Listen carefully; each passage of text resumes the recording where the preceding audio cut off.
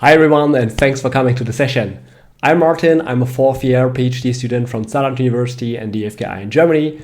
But before I start with today's talk, I would like to thank my co-authors Andre, Simon, Tony, and Antonio for their time and contributions to this work. So in recent years, we have seen many hand-based illusion techniques that serve the purpose of, for example, simulating haptic properties of virtual objects, such as pseudohaptic weight. Here, Samad and colleagues simulate the sensations of a heavier cube only by visually slowing down users' real-world movements of the cube. Illusions have also been used to enlarge the interaction space, for example by extending users' arms, allowing them to interact with distant objects. So these techniques work by offsetting the position of the user's virtual hand from the position of their real hand upon interaction. So in this example, a user's virtual hand is gradually being offset horizontally during a reaching movement. And this allows the user to interact with three virtual bunnies while touching the same physical proxy bunny in the real world. To a certain extent, these visual manipulations can remain unnoticeable to humans due to the visual dominance phenomenon. However, ultimately, the question arises how much offset between the location of the real and the location of the virtual hand remains unnoticeable to users. Because if the introduced offsets become too large, they disrupt the immersive nature of the VR experience. Therefore, researchers investigated so-called detection thresholds, studying how much offset during hand redirection remains unnoticeable to humans. And there exist many studies that looked at this. For example, Zenner and Krüger report estimates for detection thresholds not just in the horizontal, but also in the vertical and depth axis, while other studies looked at the effects of movement direction or hand representation on the detection thresholds. Yet, current detection thresholds have only been studied with mid-air floating hands that are disconnected from a user's body. However, a more prominent and complete avatar provides more visual cue anchoring and may therefore reduce the unnoticeable redirection threshold. As a result, it is unclear whether the large body of illusion techniques and the perceptual limits can be applied when moving to more complete avatars. And this is quite important because there's a growing interest in full body avatars made available by more advanced body tracking of consumer VR systems. Therefore, we define the four avatar completeness levels hand, hand plus arm, full body, and full body texture that are commonly used in VR systems. And we study how they affect the sense of embodiment felt towards an avatar, and whether avatars with higher embodiment decrease the hand redirection threshold. To investigate this, we designed a two-phase within subjects experiment comparing our four avatar completeness levels. In phase 1, we assessed the sense of embodiment felt towards an avatar. Phase 2, we conducted a threshold experiment using the psychophysical two-iterable force choice method. And as a side note, in case of the full body texture avatar, participants could freely choose one of the two options. We recruited 24 participants from our institution and the local university. We took measurements of our participants and calibrated the avatar to them in terms of their height, lower and upper arm, as well as hand length. Participants remained seated throughout the experiment and wore 5 HTC Vive position tracker attached to their hand, feet, and head. The avatar poses were computed using inverse kinematics through the Final IK Unity asset.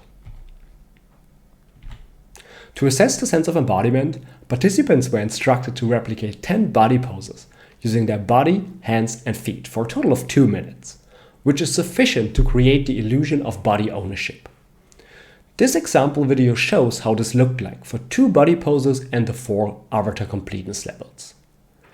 In addition, we used a virtual mirror in front of the participants so that they could see their virtual body to promote sensory responses. After participants successfully replicated the 2 body poses, we assessed the level of embodiment, which we called OALA, by using a relevant subset of Gonzalez Franco and Peck's avatar embodiment questionnaire. Afterwards, participants proceeded with the avatar from phase 1 to phase 2 of the experiment. Here we exposed them to horizontal hand redirection of different magnitudes using a 2-interval force choice method. Participants performed 2 consecutive reaching movements, one without hand redirection and one with hand redirection of different magnitudes. And we asked them whether the 2 movements felt the same. And they had to respond either with yes or no. And once the interleaved staircase procedure converged, we obtained the detection threshold for this avatar completeness level.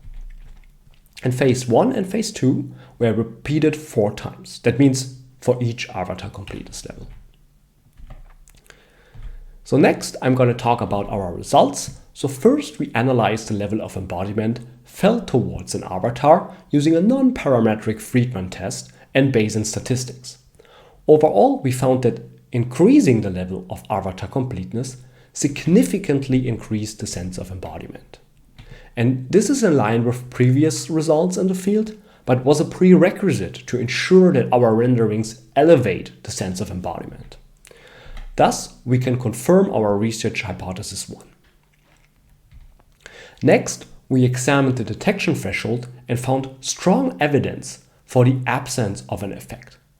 The Bayesian analysis suggested that it's about 7 times more likely that there is no difference between the avatar completeness levels in terms of the detection thresholds. To further examine this, we plotted the relationship between embodiment and the detection thresholds, suggesting that threshold seems to be unaffected regardless of the felt embodiment. This is again supported by a 7 times higher likelihood for the absence of a correlation between embodiment and threshold. Thus, we conclude that in our study, the sense of embodiment did not have a practically relevant effect on the hand redirection thresholds. And why did I say practically relevant effect? Well, we only tested offsets that would allow designers to create tangible effects. For example, triggering haptic sensations. However, it could be that there are much smaller effects, but these would merely be of theoretical nature. We also only tested horizontal redirection to the right for a participant reachable area. So whether our results generalize to other types of redirection or beyond reach interactions is unclear at this point. But this opens up an interesting question. How can we render beyond reach interactions that aim to remain unnoticeable to users?